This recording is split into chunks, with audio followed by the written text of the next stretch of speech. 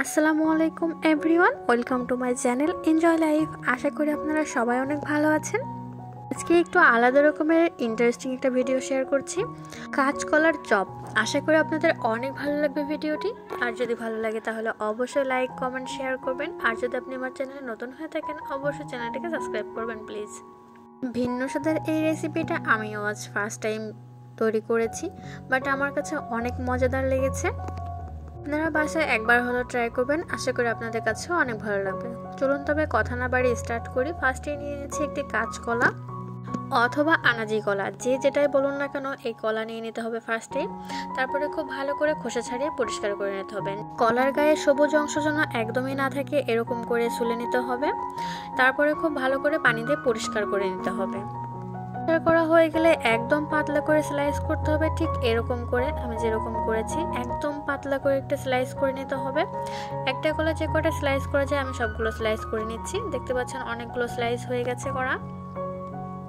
আমি যেরকম করে পাতলা করে করেছি এরকম করে করার চেষ্টা করবেন। এরপর সামান্য একটু লবণ দিয়ে দিচ্ছি স্লাইসের উপরে, আর দিচ্ছি সামান্য পরিমাণে হলুদ। এই হলুদ আর লবণটাকে কলার সাথে খুব ভালো করে মিক্সড করে দিতে হবে। এটা যেহেতু অনেকটা পাতলা এই জন্য খুব সাবধানতার সাথে মিক্সটা করতে হবে, আলতো হাতে।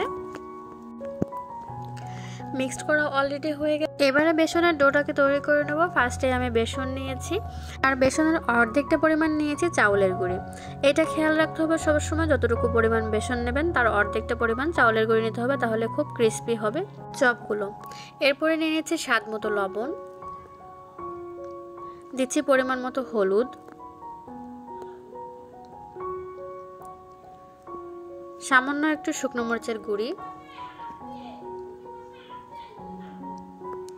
দিচ্ছি কোয়ার্টার চামচ ধনিয়া গুঁড়া, কোয়ার্টার চামচ জিরা গুঁড়া, সামান্য পরিমাণে বেকিং সোডা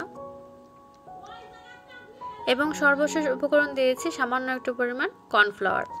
এগুলো সব শুকনো উপকরণ খুব ভালো করে মিক্স করে নিতে হবে।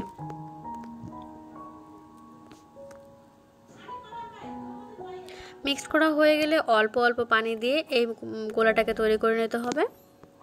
ঠিক এরকম একটা সফট গোলা তৈরি করে নিতে হবে। দেখতে পাচ্ছেন আমি দেখিয়ে দিচ্ছি কেমন গোলাটা হয়েছে। আঙুলটা ডোবানোর পরে একদম হাতে লেগে আছে সবটুকু। এরকম পরিমাণে গোলাটা তৈরি করে নিতে হবে। আরও আমি দেখিয়ে দিচ্ছি হাত থেকে উপরে ছাড়লে তার দাগটা মিলিয়ে যাচ্ছে না, এরকম করে রাখতে হবে। ঠিক এরকম একটা গোলা তৈরি করে নিতে হবে, তাহলে পারফেক্টভাবে আপনার চপগুলো খুব ক্রিস্পি হবে। এই পর্যায়ে কলার স্লাইসগুলো নিয়ে আমি বেসনের মাঝে রাখছি এবং হালকা করে কলার গায়ে বেসনের গোলাটাকে লাগিয়ে নিচ্ছি। ঠিক এভাবে করে নিতে হবে।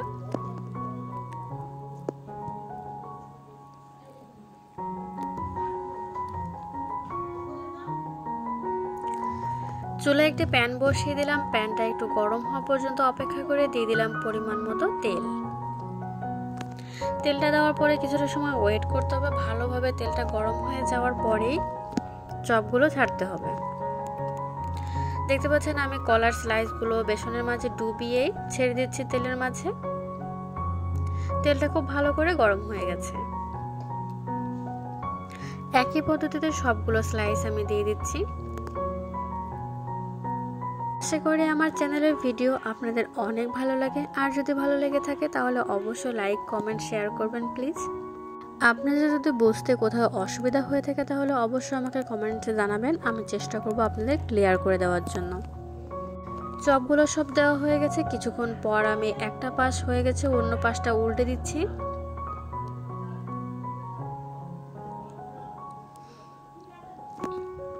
আপনারা দেখে হয়তো বুঝতে পারছেন চপগুলো কতটা সুন্দর ফুলে উঠেছে।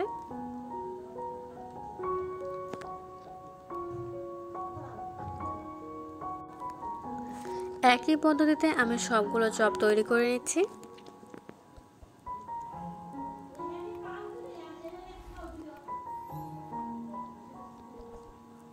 কাঁচকলার এই চপটা আমি ফার্স্ট টাইম করেছিলাম, বাট আমার কাছে অনেকটা মজার লেগেছিল। বোঝাই যাচ্ছিল না যে এটা কাঁচকলা দিয়ে তৈরি করা। আপনারা একবার হলেও বাসায় ট্রাই করবেন, আশা করি আপনাদের অনেক ভালো লাগবে।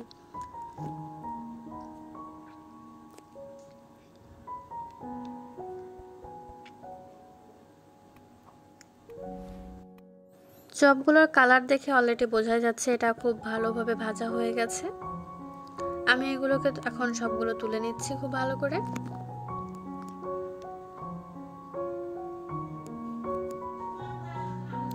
আর চপ তৈরি করার সময় ঠিক এরকম একটা ঝাঁঝরি নেওয়ার চেষ্টা করবেন, তাহলে যে কোনো চপ আপনার ভাজতে খুব সুবিধা হবে এবং তুলতেও খুব সুবিধা হবে।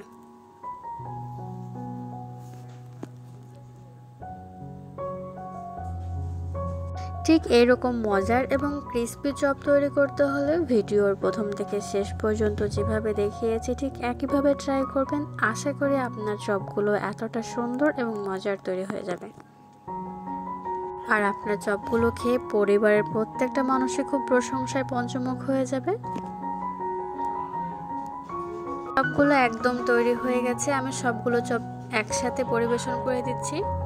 দেখতে পাচ্ছেন কতটা সুন্দর হয়েছে চপগুলো আর কতটা ক্রিস্পি হয়েছে।